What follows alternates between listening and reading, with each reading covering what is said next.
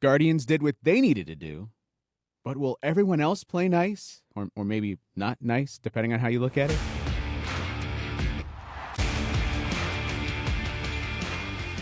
I actually want to give the Guardians a lot of credit. They're deserving of it, considering the week they just had. We said they need to take 3 or 4 against Kansas City. We're saying need to. This is not a, we hope they do, and oh, gee willikers, sure would be swell if they did. No, they need to. And then we pointed that Chicago series and said,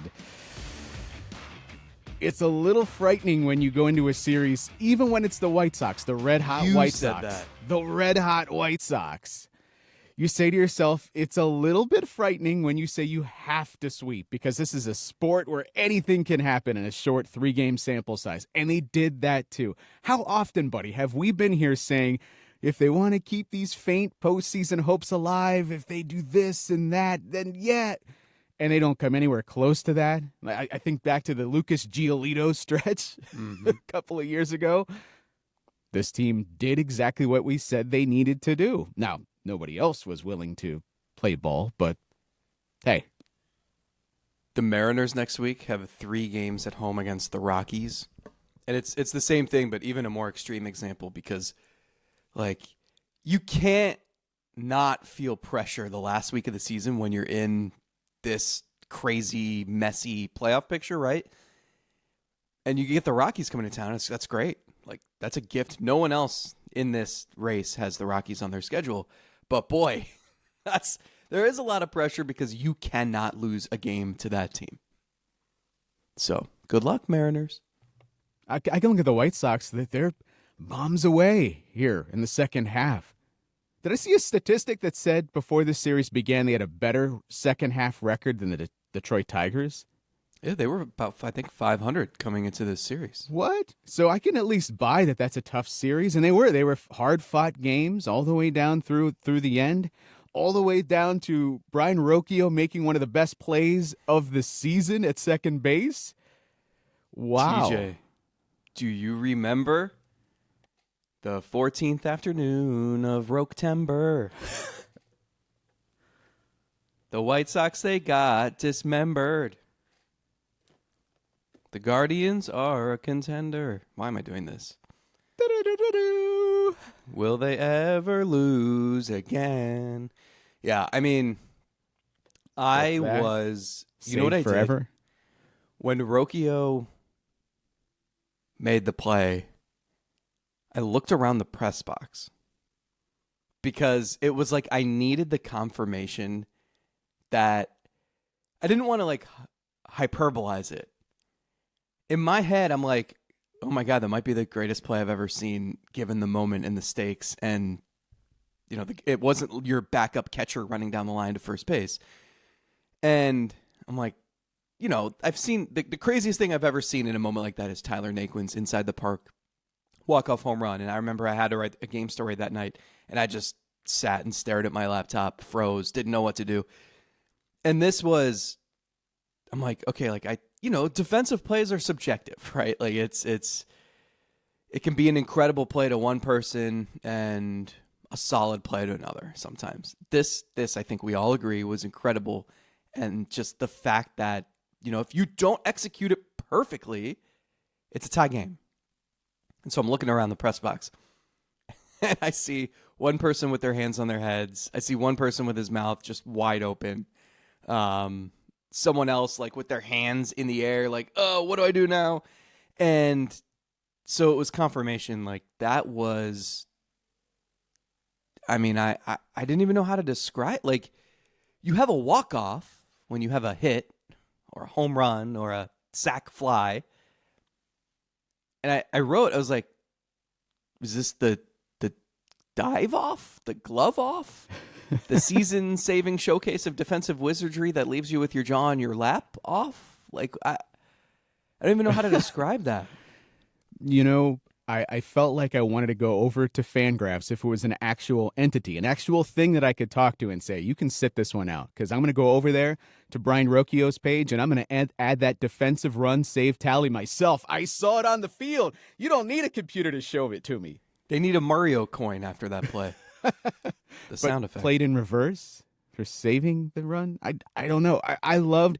We would say that about Miles Straw for all of the shortcomings offensively. When that guy was playing his best defensive center field, it was fun because you actively saw the defensive runs being saved, and especially in the outfield, where so much of that is great plays being made by a guy that took a terrible route to get there, and it took him extra steps because he's slower than your average center fielder, and it looks spectacular, but it's really not. So Yeah, like you don't know if you can believe those defensive stats. Like the whole, oh, did he really need to dive for that? Did he need to jump for that?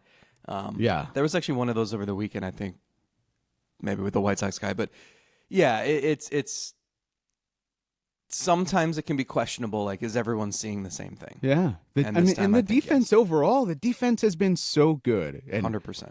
Well, I want to spend some time just devoted to that. But let's just focus on the play at hand here. The dive up the middle, the hops that the ball is taking, it's violent. These are not casual hops. That last hop shoots up into the air. So not only does your body placement have to be correct as you're going for that ball up the middle, but you then have to have the hand-eye coordination of being able to account for that last hop, which can be tricky. That's why a lot of infielders, they want to charge it because they don't want to. The more times that ball hits the ground, the more times it could ricochet somewhere else, hit a rock, hit a bug, hit who knows, a bird. I don't really know, but you want to get that bug is affecting its trajectory. A caterpillar, okay. Yeah. Maybe a lanternfly? Could be. You never know.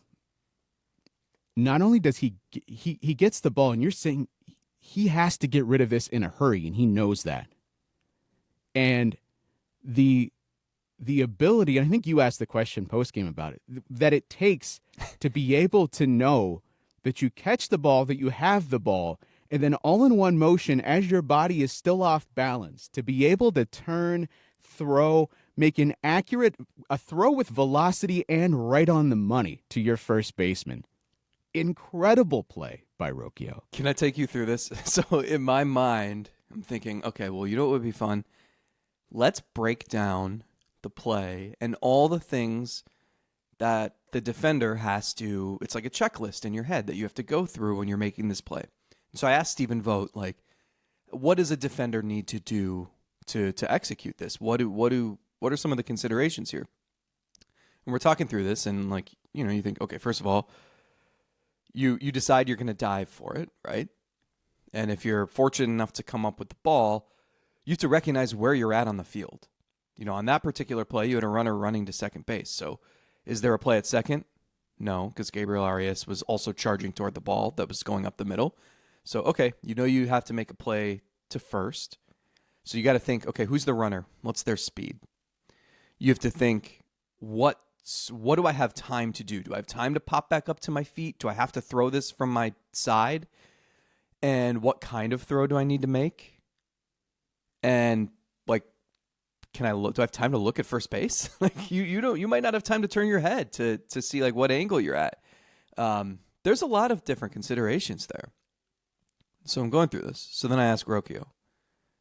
He said nothing was going through his head. He said it's all instincts. I believe it. Yeah, I mean it's. I think because he also said like you can't practice that. You know that's just innate ability. But you kind of do. But I think you kind of do. All of the silliness that reps, you do. You get reps at it over the years, but you're not, you know, during batting practice when they take ground balls and Vogt is hitting off the fungo and like Rochio's not diving up the middle. Not strategically. No, but what I mean is think of just in your life all the times you've been playing around in the backyard where you just take a ball and you just shovel it back and forth and you're making weird flips. And even when the guys used to take the soccer ball, by the way. No, when you take the soccer ball or you take the hacky sack. Remember the relievers used to kick around the hacky sack and okay, it's silliness and you're not really practicing anything, but it's all of those, it's training your body and all of those off balance, you wouldn't think to be moving this way, but still hold your body in control. It's all that kind of stuff that prepares you to be able to make a play like that. But you've never made that play in that moment before. You know what I mean? Like it's mentally, maybe 100 times. Rochio's downplaying it, but it's before breakfast. It's preparation. It's knowing it's going through your checklist before the play, if anything. It's knowing, okay, I got a runner on third. So I got to, if there's a play, I got to get rid of it quickly to get that out at first, right? It's knowing the speed of the runner on first ahead of time. It's knowing the speed of the batter ahead of time. It's knowing where your teammates are positioned defensively. And, then it's also just ability. The crazy part is he's a shortstop. Like, I know he's played second base in the minors and stuff before, but this is a relatively new experience in the major leagues. And he's looked, there were maybe growing pains for a couple days at the beginning, but he's looked the part. I don't want to get, I don't want to embellish what he and Arias have done up the middle, but, any good defensive double play combo in Cleveland is going to be compared to Omar Vizquel and Roberto Alomar. And it's like a gift and a curse. We got to witness absolute magic up the middle for 3 years. And by the same token, it's like, I don't know that anyone will ever exceed that. Even Stephen Vogt, I asked him the other day for like the best defensive infielders he grew up watching. And he listed a few people, but he listed Omar Vizquel and Robbie Alomar as the double play combo. And like, he didn't grow up in Cleveland, but that was the gold standard, right? Literally and figuratively. And these two have looked flawless up the middle. Some of the plays that they have made.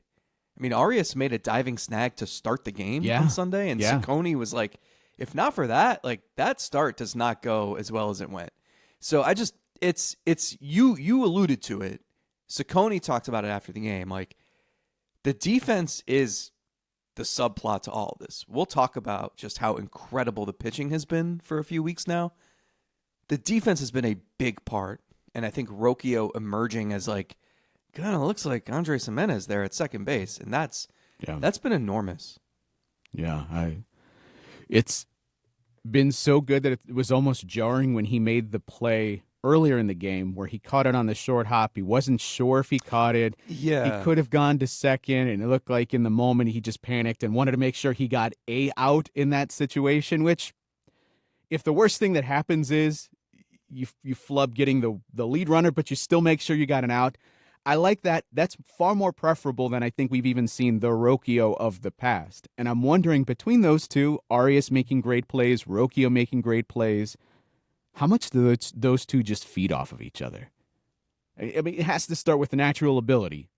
If you can't play a great defensive second base, doesn't matter what that guy on the other side of the second base bag is doing. But I do wonder if they fuel each other a little bit, almost to make the spectacular plays. Like, ooh, let's see what we can do next. I mean, how many times have you caught yourself in recent weeks being like, just like, whoa? And then, I don't know about you, but like when I'm sitting in the press box, I'm watching the play, and then I immediately sit back, look up at the TV. All right, let's see the replay. Yeah, it's exciting.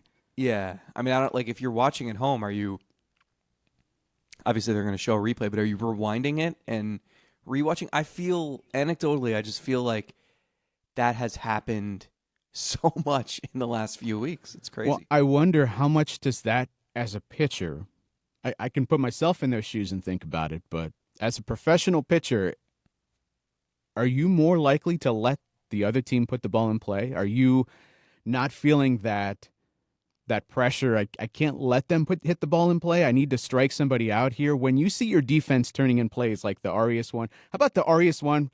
And I know it seems like just a casual play that a shortstop could make, but how many times have we seen a guy go to tag the guy, miss the guy, end up not getting 2 outs or an out in that situation? No, he gets the double play, tags the guy, throws to first. That incredible play. The Kwan one going up against the wall, slamming into the wall. How about Nolan Jones preserving the Tanner Bybee complete game by coming in to get that ball in right field? As a pitcher, you have to have more confidence. I can attack the zone because not only do I trust my stuff, but the guys behind me are playing incredible right now. And if a guy hits a ball hard, I have 100% faith that somebody's going to go make a play for me. I can't believe that there's any scenario where that doesn't help in some immense fashion. Dude, if you tried defense, defense is so cool. You got to try it. chicks dig the gold gloves. I don't know. No. Defense deserves more Well, it's tough because notoriety. we talked about how it can be subjective, and we try to make it objective. We try to quantify everything defensively, but I still don't. I'm not within 100% certainty that even looking at somebody's WAR, that if they're building their case a lot on defense, that I can just trust they were equally as valuable as the guy that crushes 45 homers. I don't know that I'm completely there yet. So that's what makes it tough to give the love that maybe it truly deserves. But I do know when you have bad defense, it stands out. Mm-hmm. It can kill you when you have bad defense. I mean, you can make a case that the New York Yankees aren't world champions last year because their defense is so terrible. And what was it the Dodgers? The game plan was they suck defensively, so just put it in play and they're going to make an error. That was basically what they said to them. Yeah. I mean, it's the formula is obvious now. I mean, it's pitching and defense and getting a timely hit, because it's not like this team isn't crushing the ball all of a sudden. I mean, they are winning every game 3-2, 2-1, 2-0. But the formula is working. And more than anything, you are buying time for your offense to deliver something. And it was Bo Naylor on Sunday. It was CJ Kafis this week. You know, you are seeing even Jhonkensy Noel coming off the bench and delivering that insurance run the other night. I mean, that's been big. Is like, you don't have to, like, this lineup is what it is, right? And so it's tough for them to string together something. I know they had the 10-run outburst at the start of the week, but after that, they're not scoring many runs. And so you need the pitching and defense to be like, they can't bend at all, and they haven't. It's unbelievable. I mean, they've won 9 of 10, and they've allowed 15 runs in the 10 games. It's unbelievable. Does that number sound familiar? Because back when the Guardians lost 10 in a row to fall to 40 and 48 earlier this season, they scored 15 runs in those 10 games. So think about how mad we were, and we're yelling and screaming, saying this team is pitiful, and it was all true. But that's what they've done to the opposition now here in the last 10 games. They've made the opposition look pitiful, and those fan bases maybe are yelling and screaming or just apathetic because it's the White Sox.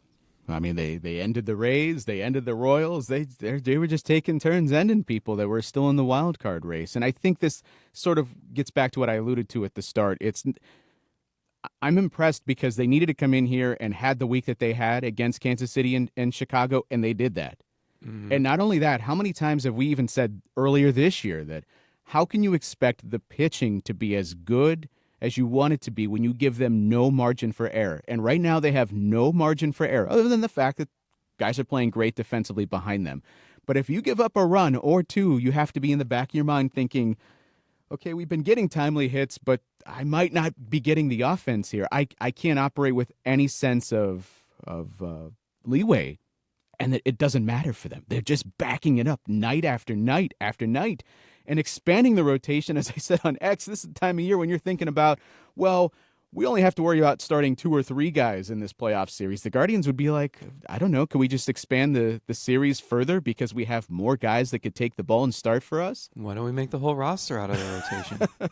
They tried that. They tried that in the past. Still hasn't resulted in a World Series championship. They're up to a 1.10 ERA plus as a team, and that ranks 7th in the majors, which is crazy because this has been a process. I mean, you think back to the beginning of the year, and like Bibee and like Williams wasn't pitching well, and you didn't have Cecconi yet, and Luis Ortiz. It was painful to watch at times, and it was like Ben Lively was carrying them. So.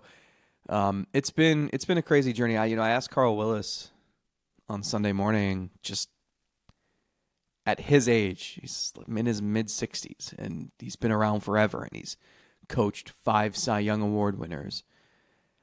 And I was asking him about just watching this process unfold to get to this point now where you've got a 6-man rotation, all 6 are thriving.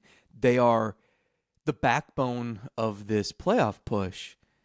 And he just talked about how, like, even at his age with his experience, it is so gratifying to watch young guys have that aha moment, that epiphany, that figuring it out in real time. That's and probably doing why it he's still here doing this for those 100%. moments. Yeah, and so you watch young players unlock something, and it goes off in their head like, oh, here's how I can have success in the big leagues. Wait, I do belong. And they're doing it while contributing to an effort to make the playoffs. It's not like this is September for a team 30 games under, and it's like, ooh, maybe he could be good next year and we could finish 500. No, it's like, hey, Parker Messick, keep doing this, and you might get a start in October. Like, yeah, he said it's just so rewarding because you think about the journey that all 6 of these guys have taken. You know, we've talked plenty about Gavin Williams and how he's blossomed as the season has gone on. We've talked plenty about Tanner Bybee and how he's been fighting it and searching, and now maybe he saved his best for last, right? Parker Messick, who was, how many times have I mentioned his picture on Baseball Reference? He's wearing an Akron Rubber Ducks hat, right? Joey Cantillo starting the year in the bullpen, getting sent down to get stretched out, coming back up before they planned on it because Luis Ortiz, they needed a replacement for him. And then Cantillo being sent down and saying, go throw strikes, damn it. And then he gets called back up and has the best start of his career. Slade Cecconi, we've seen at times flirt with greatness. And even Logan Allen, he was in the bullpen for a week. And, like, he's sort of been the one guy who's been sort of consistent throughout the year. And it hasn't always been pretty, but I think you take it for a back of the rotation guy. And just so as all this is changing and the offense has been frustrating from start to finish and the bullpen has undergone some significant changes because of injuries, because of gambling, because of inconsistency. And the one force here has been the rotation. Matt Festa. Oh, no, sorry. And it's ironic because that's been the strength of the team for so long and it's what they're known for. But last year, it was an Achilles heel. That's why they had to go get Matthew Boyd. That's why they went and got Alex Cobb. That's how you end up starting Tanner Bybee on short rest in a playoff series.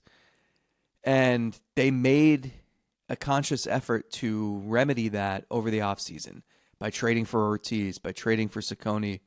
They knew they needed starting pitching depth, and it took a while to get here, but it is once again the strength of the team, and it's the reason that they are pushing all the right buttons lately. I love Slade Cecconi's mentality. I love his comments after the game where he says, how often can you have the outing that I do trying to get a no-hitter, and it's one of the least... He said, I went 7 no-hit innings, and I had the 3rd best start of the week. Right, exactly. One of the least sexy outings of the week. I also love... I don't really have a great feel for him yet. I can't tell if it's a fake sort of mentality to maybe will it into existence by faking it until you make it. And what I mean is, so he gives up the tying run, and so they're back even in this game against Chicago, and he's walking off the field, and he says something to Manzardo, and he's like not yelling at his team, but like it looks like he's saying something encouraging as he's walking off the field. And I interpreted that as, I gave it up, but you guys are going to get this back from me. That was what he was saying as he was walking off the field. There's something about his mentality that I have found really enjoyable. He seems like a guy that we always point to in the past, all the different names you go to when the team is struggling, or you really want a good overall quote. Cody Allen always came to mind. Seems like he's developing into the sort of guy that when you're really wanting that overall team rah-rah sort of quote, that he's going to be one of the ones you turn to. So I think there's like you can tell that he's bought in, and because of that, he's very passionate, not only about what he's doing, but about what they're doing. And I think he's a thoughtful guy. I mean, there's a little bit of like the baseball science nerd in there too. I mean, he dropped the phrase like parasympathetic nervous system after a start this year. So yeah. But, I mean, it goes back to when they traded for him and the Guardians call him up and Carl Willis is like, hey, notice some things we might be able to clean up in your delivery and your pitch mix. And Slade's like, whatever you want to do. I'm so jazzed. Let's go. And he's just from day one, he's been all about it.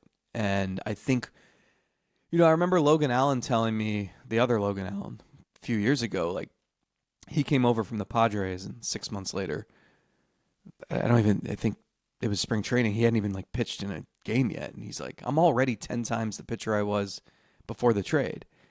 And I think you can say that and you can believe it. But when you actually see the results on the field, back that up, give you that confirmation, then it's like, okay, I'm all in. Like, Guardians, everything. Let's do this. You can tell how badly he wants to win. He obviously wants to pitch well, but just this is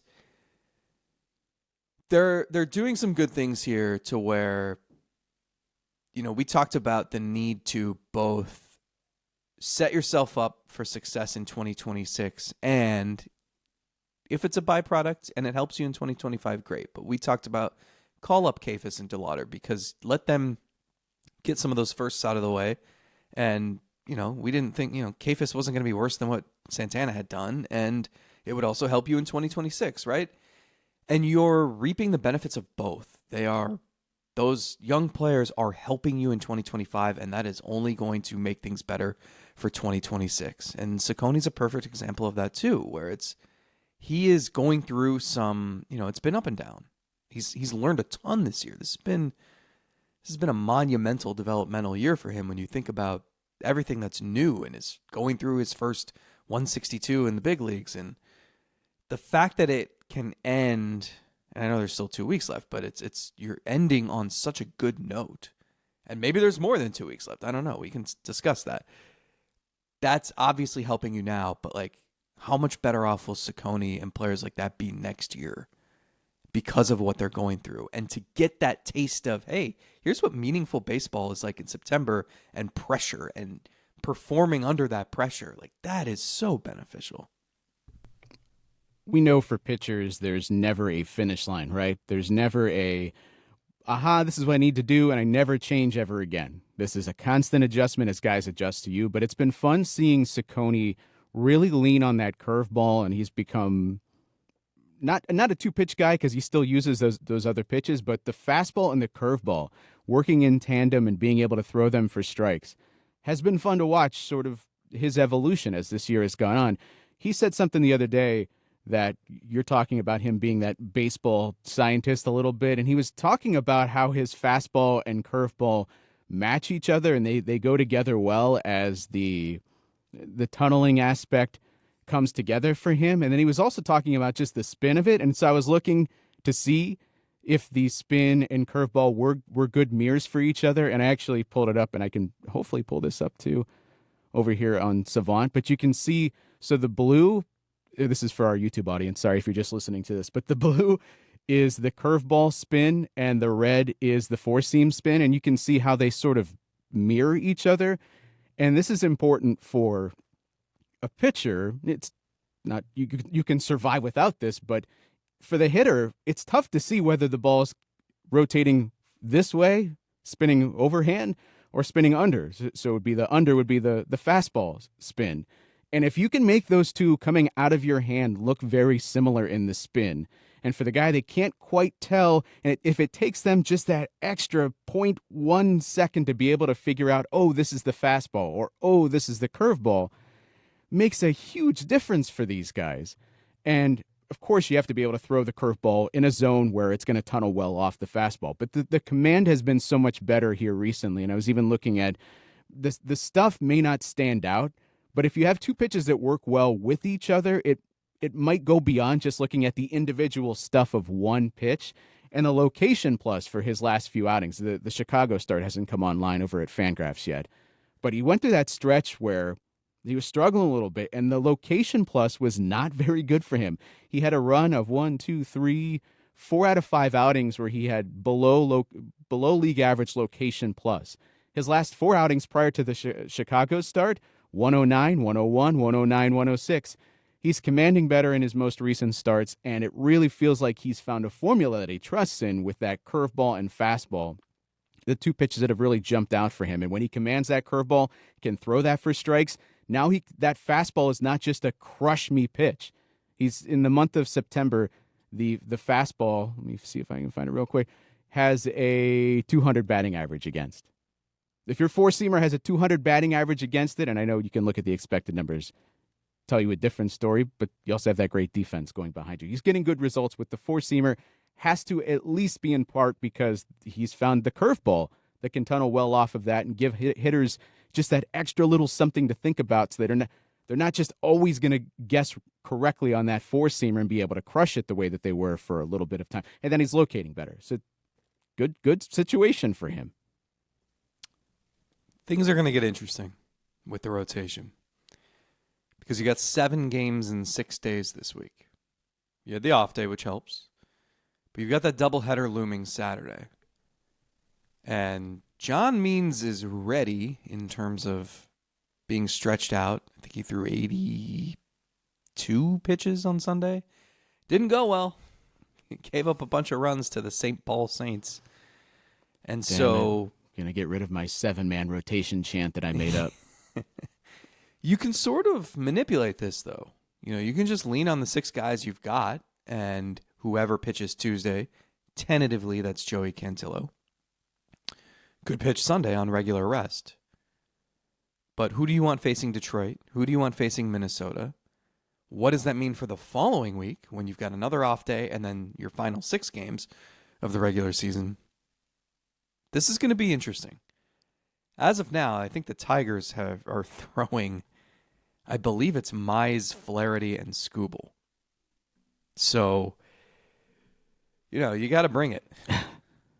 And all of a sudden, they're not quite meaningful for Detroit, but they're getting closer to being semi-meaningful for Detroit. The Guardians' odds to win the division have quadrupled in the last couple of days. They've gone from 0.4% to 1.6%. I think this is a conversation. I mean, unless you desperately want to have a conversation now about the AL Central being up for grabs, I think this is a conversation for our Patreon show later in this week, provided the Guardians sweep. Okay. Well, I did want to look at the wild card picture here and maybe what we should be. Ask me anything. If you're wanting to see I wrote Guardians a wild card playoff piece. games in 2025, this is the outcome you need to be rooting for. And the interesting thing is, based on what happened, we talked about it at Patreon, Houston is the team that if you're trying to strategically manipulate things in your head and find an outcome to root for, Houston dropping to that third wild card is the one that you want to root for because you hold the tiebreaker against them. But then you have Texas. That 3-game series at the end of the year still is important. I think you want to be at a point where you don't have to sweep them, where it's more of a 2 out of 3 would get the job done to make sure that you pass them is the more preferred outcome. But then the Boston Red Sox have played themselves into at least getting back into the picture where you have to keep an eye on them. I'm all for having more avenues to the postseason, but that sort of follows the similar path as the Mariners because you don't have the tiebreaker against Boston. It's probably not the team you want to be rooting for to fail here down the stretch. But again, the more ways you can find yourself in the postseason because teams aren't playing well, the better for Cleveland. Okay, so a little peek behind the curtain. At the beginning of last week, I decided I'm going to do an AL wildcard breakdown. Almost, but more to get everything straightened in my head. Sure, the readers, I want you to be informed, but there's a lot of scenarios in play here.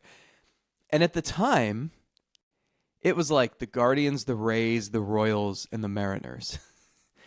And I ended up punting it a couple days because I was working on some other stuff that you'll see this week that I'm excited about. And the Guardians kept winning, and I was like, oh, well, Cecconi's almost threw a no-hitter. I want to write about that. And then, I got to write about Cantillo and the Austin Hedges trade. And, I got to write about C.J. Kayfus. And all of a sudden, it's okay, hang on here. Wait, now, which teams are involved in this wild card story I'm writing? And it's completely changed. And then yesterday, I'm like, wait, I got to add the Red Sox to this. So I feel like I have this very straight in my head, but it is anything but that in reality. And so the Red Sox salvaged their series against the Yankees on Sunday night, and they're a mess. Like Alex Cora came out and was like, "Do not mention the word October around me."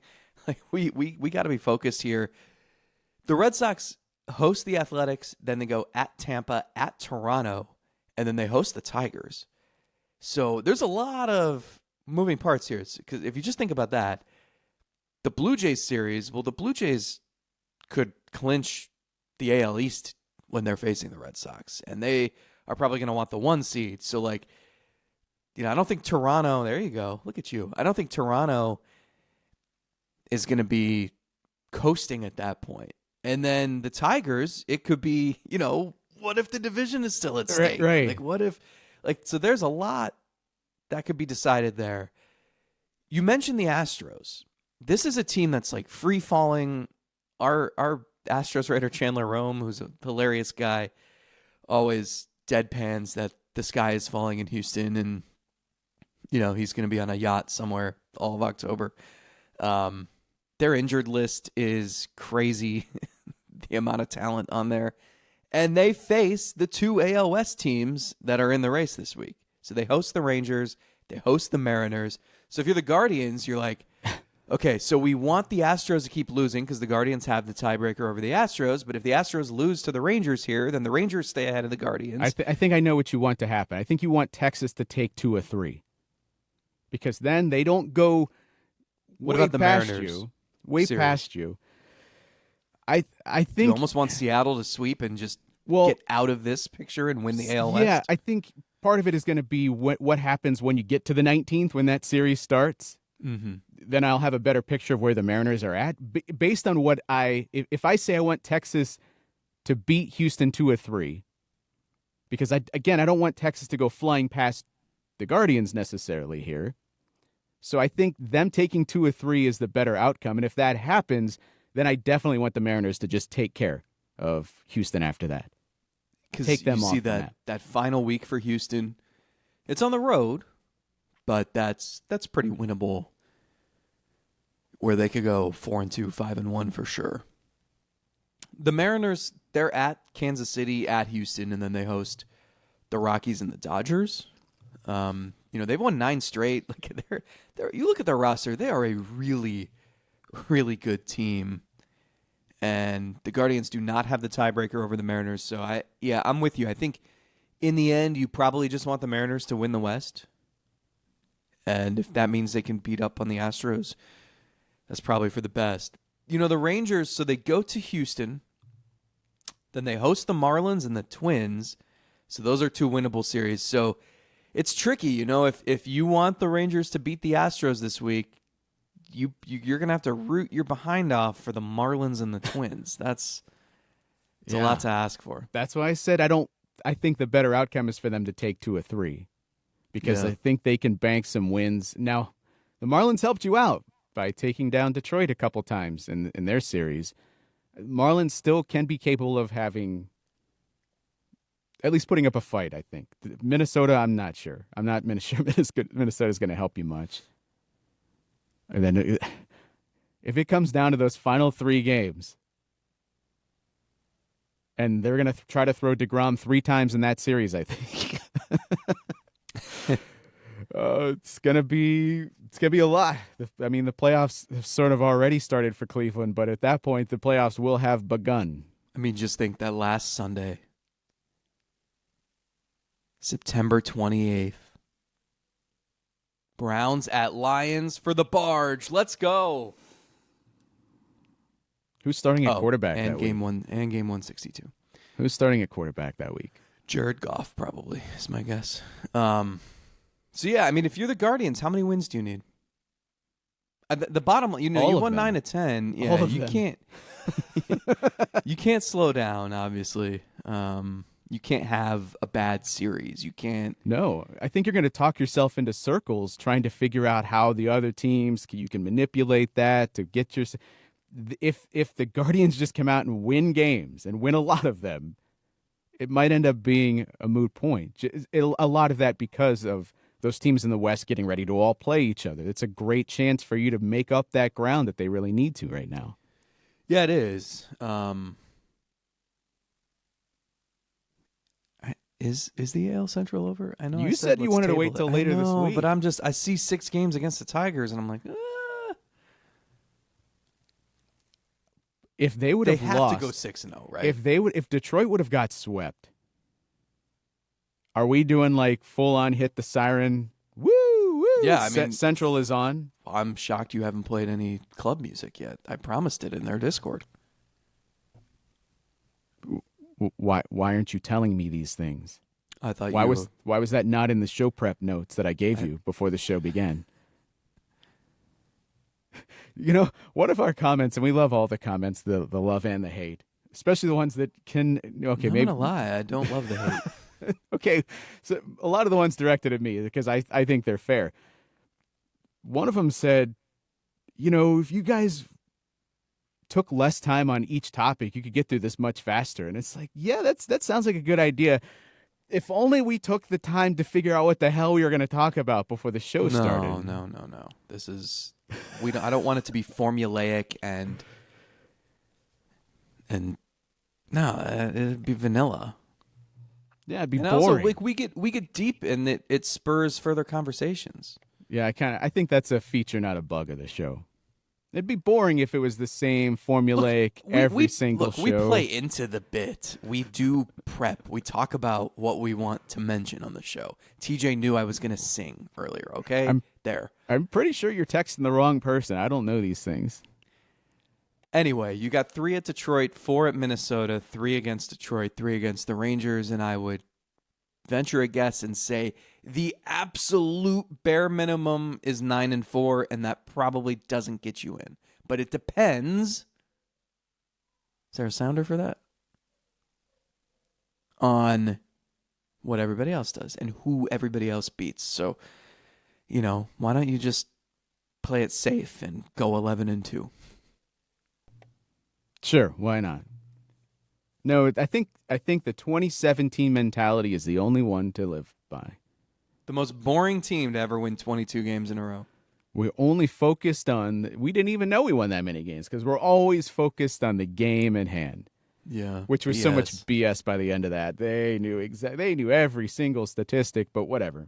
I'll let it slide because of doing that thing where they win a bunch of games down the stretch. But keep in mind, though, after the 22-game winning streak, they stayed hot. They finished the regular season, I think they were like 35-4 to close it out. Yeah, and maybe they peaked too early, and it caught up to them only when they were up 2-0 against the Yankees. You know, it felt like in that 2017 stretch, for a while, especially the longer it carried on, or if you go back to the early games that you didn't even know were part of the streak yet, you'd find that different hero playing that role every single night. Somebody would step up every single night. I mean, you had Gio Urshela playing and Greg Allen. He play in like the first 21 of the 22 or something? Yeah, it was something ridiculous that he was a part of it. He either started or came in defensively. I remember Tomlin throwing an absolute gem in Detroit. To have a streak like that, somebody's got to different has got to contribute. It can't be the same guys for a month straight carrying you to victories. And there's something about that that's just makes a team fun. They will carry that mantra almost. It's a different hero. I heard that after the game. It's a different hero because Bo Naylor is the guy he contributes all the offense in the finale, and it's been one of your worst offensive players for the majority of the season, and he's gotten back to having run creation levels that were similar to last year. We said he couldn't be any worse than this, and he's been like at the same level. But I love seeing Bo take that 107 on that. It was like a little left of center on a cutter middle out, and he takes that 107 to the gap, and then he earns it, takes a pitch inside later in the game, and hits it into the teeth of the wind. That should have counted for more than one run when you get it into the wind like that. By the way, he pimped it, and I wasn't sure that was getting out because of the wind, and he hit it high. Was pretty sure he was going to catch that like he caught everything else in the series. Barely got over the fence. That was bold. 102 took that. So what I liked about Bo is he took the pitch middle away and and drove it to left center. It's like why is that not a thing for him all the time where you can take the ball away and take it that way and drive it, and then when you get that pitch in, that sinker in, take it 102 over the fence in right field. But the bigger picture here is throughout this stretch here that they've been on, it has been a little bit of that different hero every single night. And it's something, there's something, I don't know, lovable about that for what is it about teams that sort of exercise victories that way that makes them so lovable? Well, I think because you everybody shares in the glory, and you get back to the clubhouse and you're celebrating. I mean, they've celebrated a lot of different things lately. You think about, I mean, obviously Rochio's play, and like Jacob Junis hit 8 years of service time recently, and you get like your MLB Gold card that gets you access to any game the rest of your life, and like it's a big deal. And it's one thing if Junis was DFA territory, but he's been outstanding. And you just look up and down the roster, and they've celebrated Kafis, and it makes you feel like you're part of the team. It makes you feel involved in this pursuit of a playoff spot. It's very easy as a young player to come up to a situation and feel like you're on the outside looking in. Like, when Bo Naylor came up for the last week or two of the 2022 season, and the Guardians are making this push to win the division and eventually go to the ALDS, did he feel like he was like in the trenches with that group and contribute? No, like you're on the outside. Will Brennan too. You're on the outside looking in, and it's really cool and it's exciting to be a part of, and you love popping champagne with the guys, but like, what did you actually do to help them there? And in this instance, those young guys are a big part of this, and they are contributing. And we talked about like what it means for development and what it means moving forward, but like in that moment, you're celebrating on the field, in the dog pile, or in the clubhouse after the game, and like you are part of the reason you're celebrating. That is powerful. And so, yeah, I mean, I think the fact that you've won 9 of 10, and what did Jose Ramirez do to contribute to that? Like maybe a little bit, but not a ton.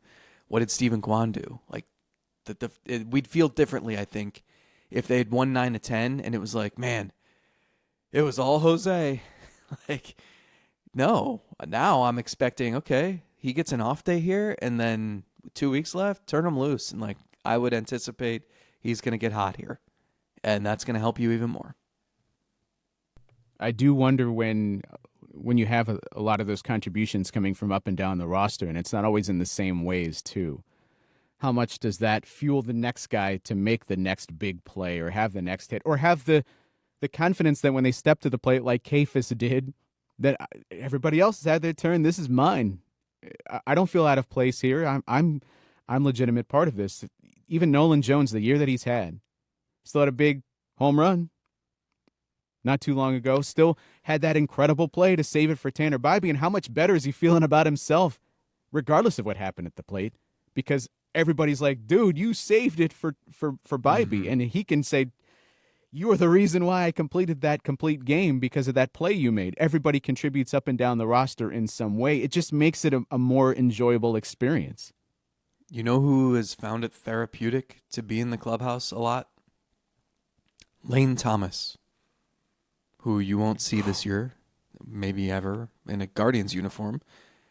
But I don't know that he'd feel that way if the team was 30 games under. But it has been, he is there most afternoons playing cards with the guys and following what they're doing. And, yeah, I mean, you want to be part of something that's moving in the right direction. And this is. And by the way, are we in the midst of another Bo Timber? Because he's hitting 310 with a 907 OPS this month. We've seen this before with him. Bo Timber? Bo Timber. Did you try that on an audience first? No. I mean, we have seen sanitation worker tried as a nickname recently from Matt Festa. Self-prescribed nickname. I noticed even Stephen Vogt was like, I'm not going to even dip down to the depths of dignifying that with a response. He's been really good. He has been. I mean, that You all joke. one inning. I made the flow chart to show you how important you all he is. joke. Listen to this guy. Hey, it became a joke when it was worthy of being a joke, but now he's actually earned himself into being a legitimate bullpen weapon. He even got his own segment on the recap rundown of the Guardians game. He hasn't allowed an earned run since August 13th, people. Do you even remember back that far? What was even the number one movie in America? Do you remember the 13th night of August? What was the Billboard Top 100 number one song in America way back then? American Pie. Yeah, I mean, he gave up 5 runs that night to the Marlins, but... And if you take that off the board, if you take everyone's worst performance off the board... Well, Stephen Vogt mentioned that the other day. He said, it's really... He's had 3 bad outings, and if you take those away, and I did take those away, and his ERA is like 2.5. Now, you can't just take away all his bad outings, but...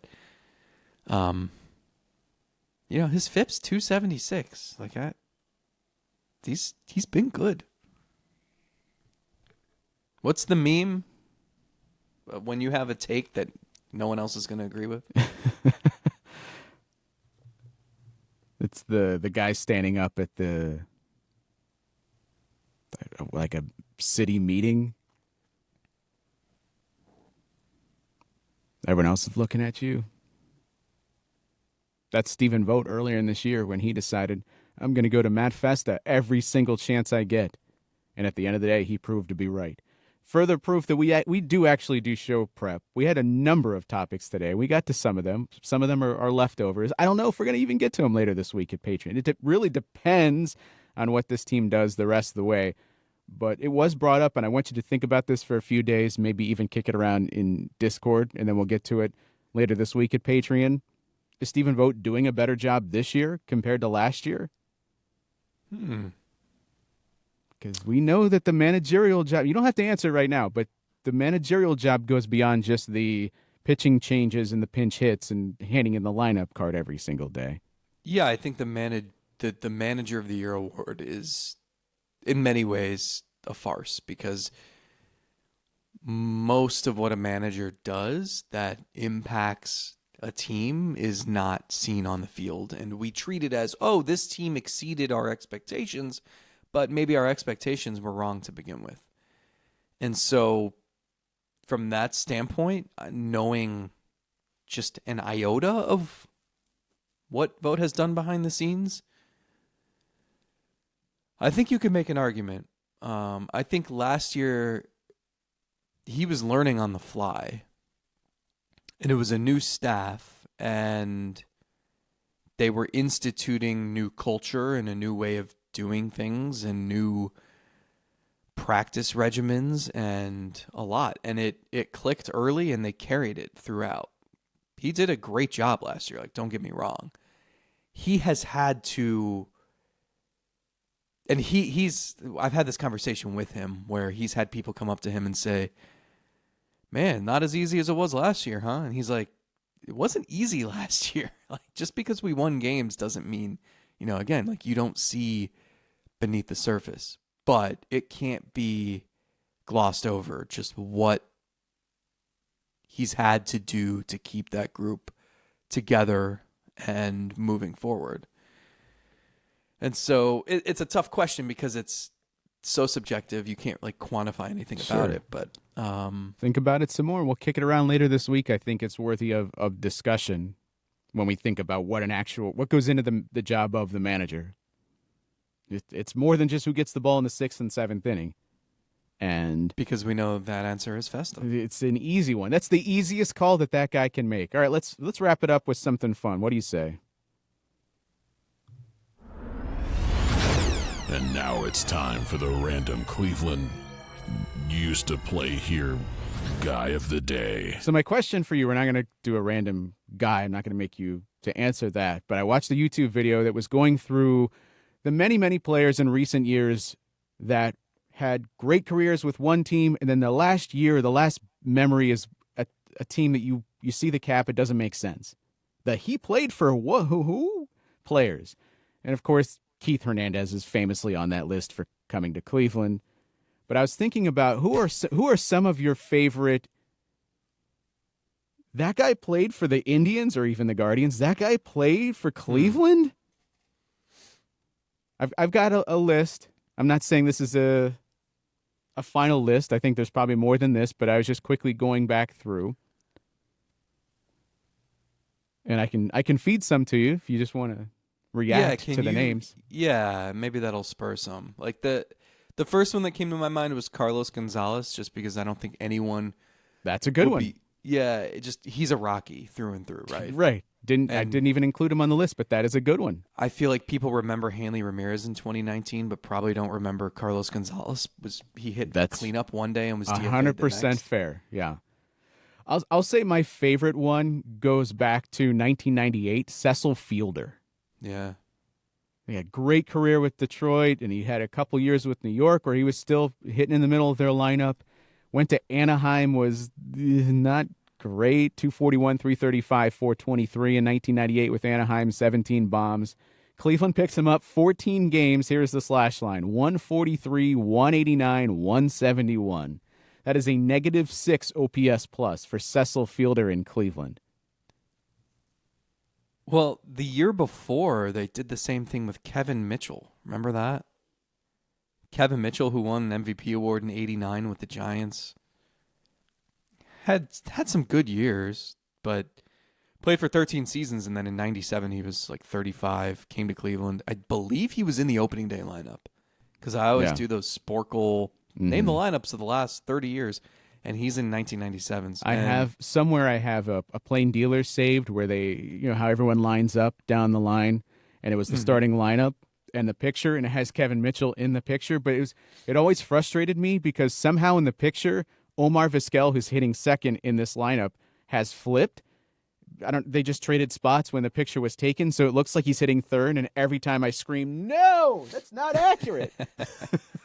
And the crazy thing is Mitchell homered on opening day and the next day and 2 days later, and you're thinking, oh my gosh, Albert Bell who? And then it fell apart quickly and he was just gone.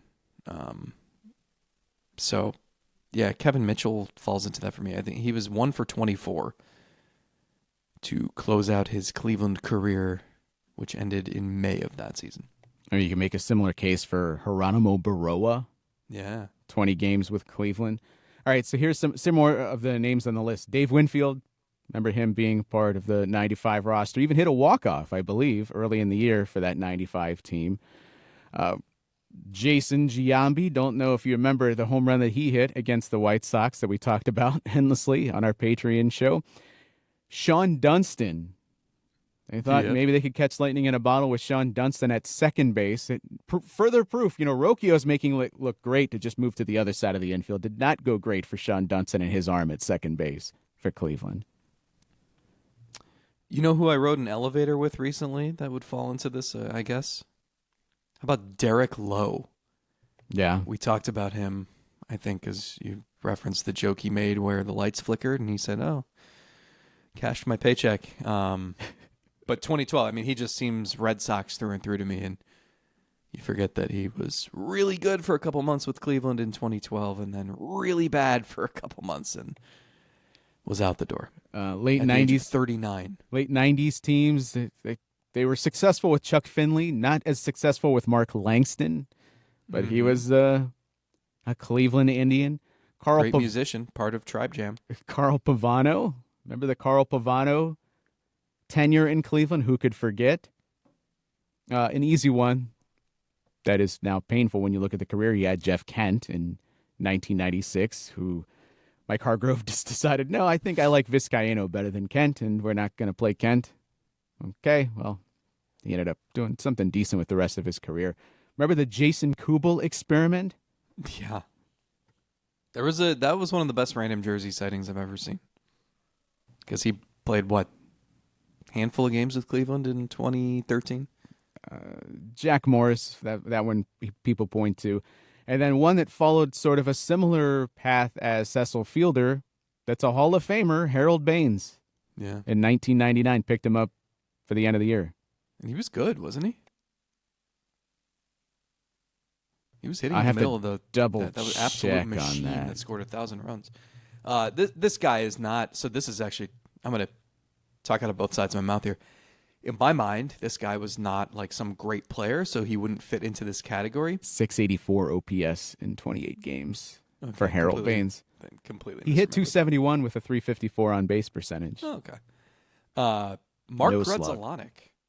How about Mark Grudzelanek? Played second base for Cleveland in 2010. He was 40. Okay, so I'm thinking like this guy. Why? This guy wasn't even good. Why are you even signing him at this age? Actually, he had 2,000 hits in his career. Did you know that? No, I didn't. He was a career 289 hitter. Like this was a decent player. But why was he starting for Cleveland at the age of 40? So you could remember Harry Carey trying to say his name. You know what Grudzelanek is backwards? No, I don't. I really don't. That's it. That was my list. But if you, there's 100 more, I'm There sure. are many, many more. Drop them down there in the About, comments. like you could Get go into the way Discord. back and throw like Steve Carlton in there, and Yeah, I was just going back through recent history. Yeah, I think that the top one though for me is Cecil Fielder because it almost feels like Flacco. the Cecil Fielder thing sort of feels like a fever dream. I've had to check that multiple times to make sure I didn't just imagine that he was part of that roster in '98. Well, now you got his grandkid, Prince Fielder's son, who I think signed with the Brewers last year or something like that. Anyway, we're old is the takeaway here. Yeah, I felt old when you were seeing the players' sons, but now when you know their grandfather played, and oh no.